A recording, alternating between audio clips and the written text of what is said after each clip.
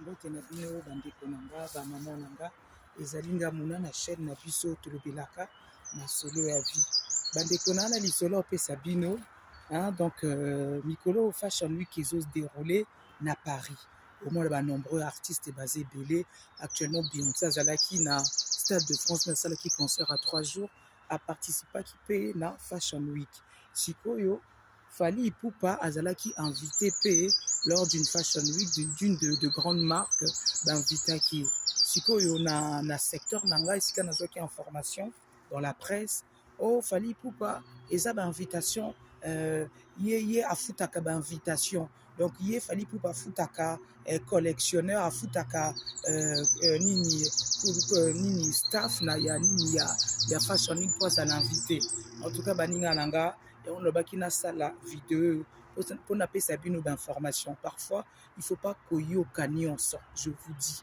Il ne faut pas koyo kanyonso. Information nyonso bagoba kate. Fally Ipupa na niveau azanango, babengi sakae ezali à titre gracieusement. On peut savoir une information bota la paix na internet. Alors, souvent, grand artiste le kola tocha ba Beyoncé, le kola pe Fally Ipupa comme pe artiste renommé mondial. Souvent, tant que ça une invitation na ba fashion week ezalaka gratuite au contraire ezali pour na marque wana et télémasus ce ba mondi par exemple Beyoncé na fashion week ya Kingani Fally Ipupa na fashion week ya Kingani et pe ça ka marque lisusu lokumu elevara susu opportunité na ye ngai bande kolanga na sala na domaine na presse ngai naza échelle à C naza de plus bas échelle ba invita kanga na ba fashion week.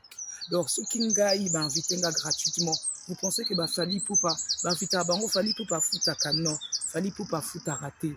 Donc, on peut s'abino extrait, il y a source, il y a inter, il y a information, il y a une internet, beaucoup tabino beau s'est renseigné, au lieu que bolo baka, information un peu fausse, un peu erronée. Non. Franchement, je voulais faire cette vidéo parce que Ngai récemment invité à la Fashion Week, n'a tapé souvent l'invitation à Fashion Week, n'a pas appelé un artiste et belé, même de près ou de loin. Ngai invitation à Bakomara Mouna pour Black Beauté Magazine, invitation est gratuite.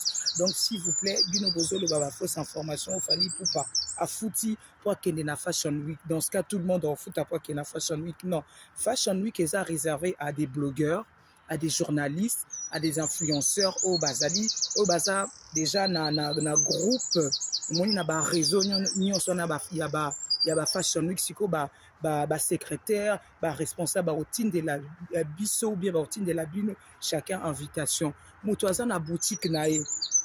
Par exemple, mutoza na boutique na ya bilamba, okoki pe kozala invité na fashion week, par exemple marque moka munene bengio oza invité parce que ozali quand même lien na boutique no okoki ko relater information. Voilà petite information ngena pe sa vidéo bande konanga pona information nga nazu au Fally Ipupa a fouti pour que fashion week non c'est archi faux.